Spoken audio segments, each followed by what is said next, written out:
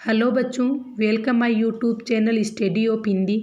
मैंने शब्दकोश पठन के किस हिसाब से किस प्रकार से आपको शब्दों का क्रम व्यवस्थित करना है उसका नियम पहले के वीडियो में बताया था।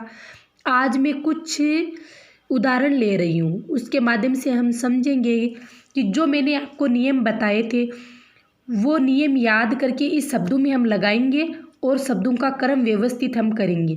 मैंने बहुत कम ऐसे शब्द लिए हैं, लेकिन आप इस आधार पे अलग वर्ड लेना, शब्द लेना और उसको सोल्व करना। जो चीज़ नहीं समझ में आ रही है वो मेरे से पूछ सकते हो, लेकिन उसी नियम के आधार पे होगा। उस नियम को अच्छे से आप रट लो।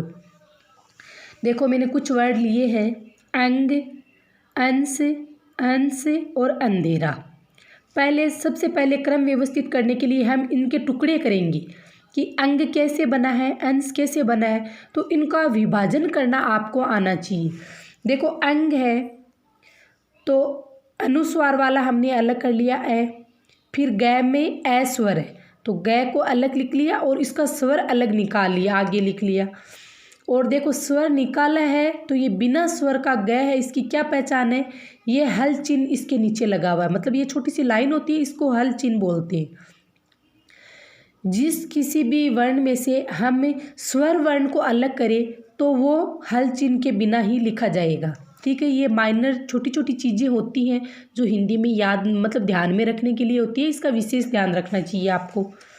देखो, फिर अंश को हमने अलग किया है, इसमें अनुस्वार ए निकल गया और ये स है। स में क्या है, कोई मात्रा आगे नहीं है तो ए स्वर है, ए हमने आगे निकाल लिया।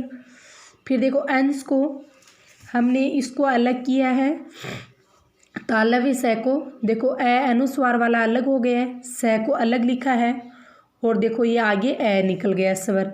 अब देखो, अंधेरा शब्द के हम टुकड़े करेंगे, इसका विभाजन करेंगे। ये चंद्र बिंदु ये अलग हो गया हमारा ए। ध में एक की मात्रा है तो एक को देखो हमने यहाँ स्वर को लिखा है। फिर र में आ की मात्रा है तो र को अलग किया और आ स्वर को हमने अलग किया। अब देखो, 1 नंबर पे कौन सा आएगा, 2 पे कौन सा आएगा, इसका हमें थोड़ा सा ध्यान देना होगा और बार बार प्रैक्टिस करोगे ना तो इन शब्द को आप अच्छे से सोल्व कर सकते हो। देखो, अनुस्वार सब में आ रहा है, चंद्र बिंदु आ रहा है ना, तो इससे हमारा सिलेक्ट नहीं होगा शब्द की कौन सा पहले आएगा। 2 नंबर चीज़ देखो, इसमें ग आ रहा है, इसमें स आ रहा है, इसमें ये स आ रहा है और ये ध आ रहा है। तो हमारा व्यंजन वर्ण का ये नियम था कि हमें सीक्वेंस से देखिए ना तो क वाली लाइन में ग, क वाली लाइन में ग आता है तो हमारा अपने आप ये 1 नंबर सेलेक्ट हो गया। दूसरे वर्ण को देखते ही हो गया। अनुस्वार चंद्र बिंदु आ रहा है तो इससे कोई सिलेक्ट नहीं कर सकते। तो दूसरा शब्द का हम देखें तो देखो, गया आ गया, क वाली पहली लाइन होती है उसमें गया आ गया तो ये हो गया। फिर देखो, 2 नंबर पे कौन सा रखेंगे, ये स वाली है तो उसमें व्यंजन है तो सबसे लास्ट वाली लाइन है व्यंजन वर्ण में, लेकिन देखो तय वाली लाइन में आ जाता है तो ये अपने आप 2 नंबर पे हो गया।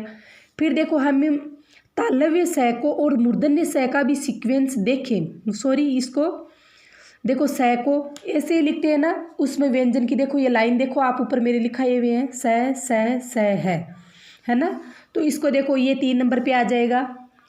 श्र वाला स से हम शुरू करेंगे तो ये आ जाएगा और 4 नंबर पे ये अपने आप ही हो जाएगा।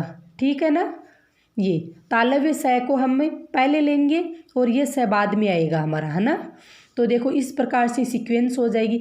इस प्रकार से आप और भी शब्द ले सकते हो, इसे आप सिलेक्ट कर सकते हो। ठीक है, थैंक यू बच्चों।